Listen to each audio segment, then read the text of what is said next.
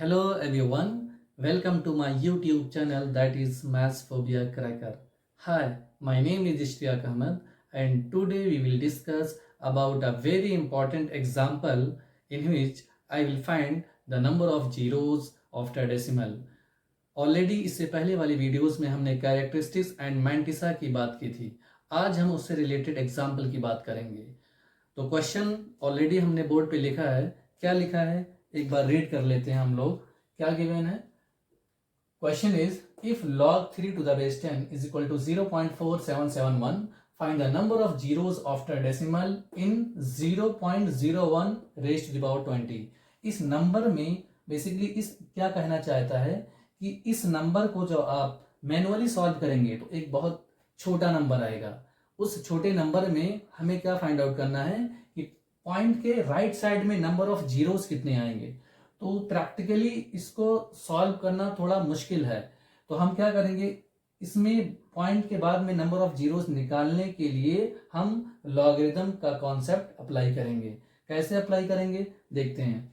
क्या है given that log 3 to the base 10 is equal to 0.4771। ये अपने को गिवन है। अपने को क्या फाइंड आउट करना है, इस नंबर में पॉइंट के बाद में नंबर ऑफ जीरोस कितने आएंगे। तो सबसे पहले हम क्या करेंगे, इसकी लॉगरिथमिक वैल्यू फाइंड आउट करेंगे। log 0.01 raise to power 20 to the base 10। हमें बेस हमेशा याद रहे, चाहे आप नंबर ऑफ जीरोस निकालना रहे या number of digit, number of zeros after decimal और नंबर ऑफ डिजिट, दोनों के केस में जब आप लॉगरिथमिक वैल्यू फाइंड आउट करेंगे तो हम कॉमन लॉग लेंगे। Common log means base 10। इसकी लॉगरिथमिक, इस आर्गुमेंट की लॉगरिथमिक वैल्यू फाइंड आउट करने की कोशिश करेंगे इस बेस के रिस्पेक्ट में। तो बेसिकली होता है क्या है, इसमें आर्गुमेंट का पावर पीछे मल्टीप्लाई करेगा।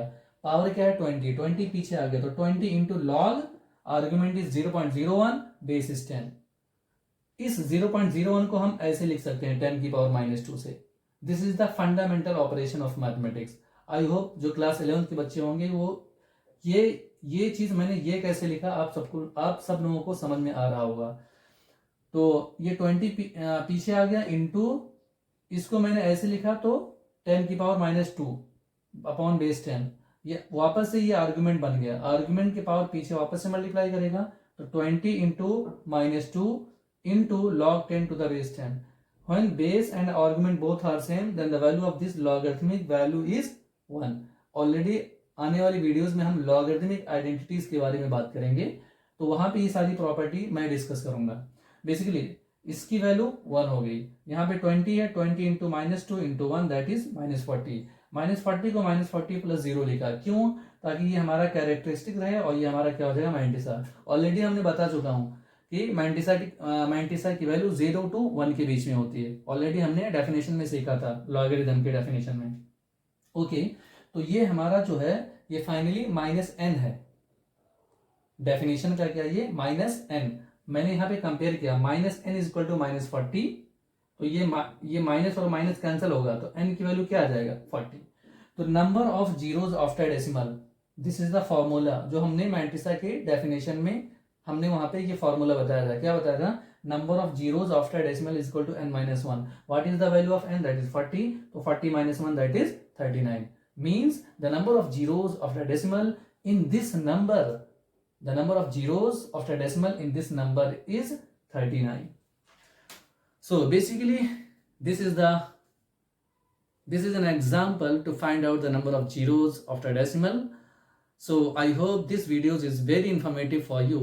If you have any doubt at any step, then please write your queries in comment box.